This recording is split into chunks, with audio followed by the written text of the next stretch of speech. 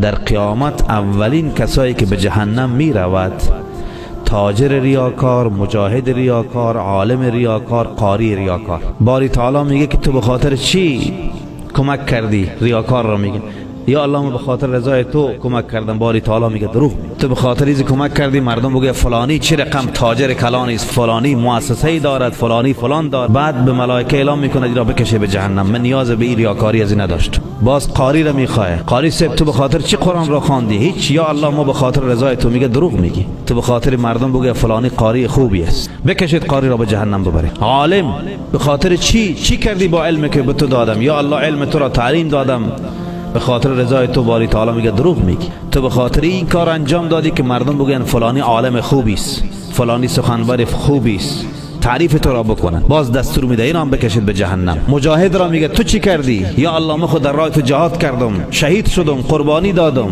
باری تعالی میگه دروغ میگی. تو بی خاطر مردم بگه قومندان صاحب مجاهد کلان، دروغ بود است، بکشانید را به جهنم. این 4 گروه را به جهنم میکشاند.